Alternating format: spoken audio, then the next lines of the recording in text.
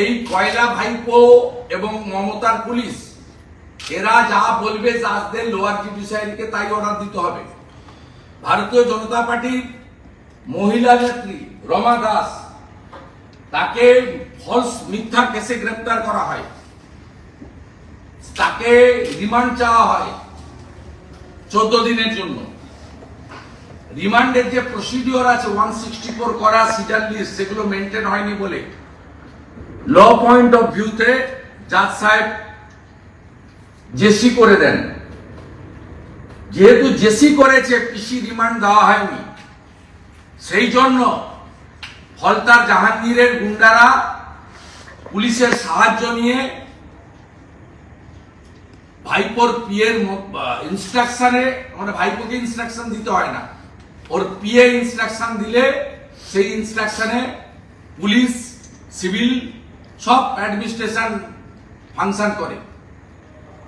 তারা রাত্রিবেলা জাজেদের আবাসনে আলো বন্ধ করে কালো পোশাক পরে ফলতার গুন্ডাদের ঢুকিয়ে জাহাঙ্গীর শামীমরা কি করে শুরু দেখুন। কোন রাজ্যে বসবাস করছি আমরা?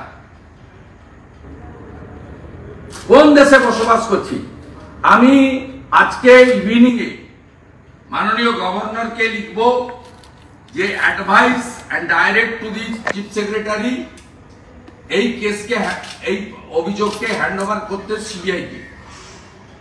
যদি না করে সরকার, আগামী মানডে আমি পাবলিক ইন্টারেস্ট লিটিগেশন করব টু প্রোটেক্ট লোয়ার জুডিশিয়ারি এবং আমাদের জাজেস।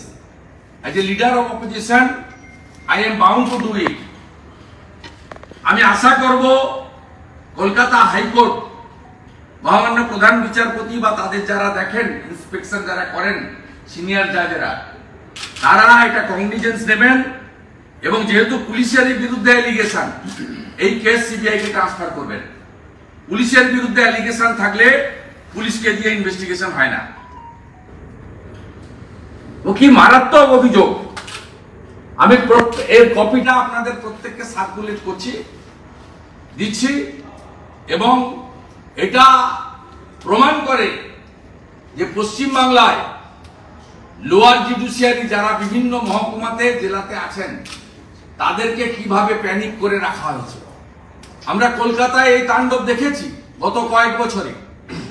যখন আমাদের বিন্নাল সাহেব অ্যাক্টিং চিফ ছিলেন, নন্দীগ্রামের মামলা দিয়ে দিয়েছিলেন অনারেবল জাজ কৌশিক চন্দ্রকে, তার উপরে হামলা আমরা দেখেছি কোর্টের মধ্যে।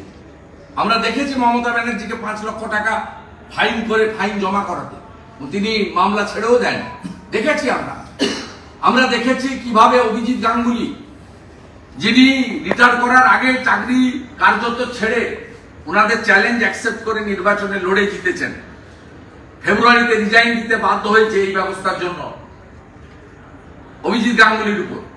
আমরা সম্মানীয় বিচারপতি অমৃতা সিনহা, তার পরিবারকে কিভাবে হেনস্থা করা হয়েছে কলকাতা পুলিশকে দিয়ে, মমতা পুলিশ, আমরা দেখেছি, এবং সুপ্রিম কোর্ট থেকে প্রোটেকশন পেয়েছে তার পরিবার। আমরা দেখেছি মাননীয় বিচারপতি রাজাশেখর মান্থা, তার বাড়িতে ক্যামাক স্ট্রিটের আইপ্যাকের অফিস থেকে পোস্টার ছাপিয়ে গুন্ডাদের দিয়ে সেই পোস্টার তার বাড়িতে লাগানো হয়েছে। মান্থা সাহেব, আমার এবং অমিত শাহজির কার্টুন তৈরি করে তার বাড়িতে লাগানো হয়েছে, তার বেঞ্চকে ডিস্টার্ব, গন্ডগোল করা হয়েছে। আমরা এগুলো দেখছিলাম কলকাতায়, কিন্তু আলো বন্ধ করে হত্যার চেষ্টা। কোন সাম্রাজ্যে আমরা বসবাস করছি? অপরাধ একটাই, রমা দাস বিজেপি, আগে এনডিপিএস এর মামলা ছিল ডায়মন্ড হারবারে হাফ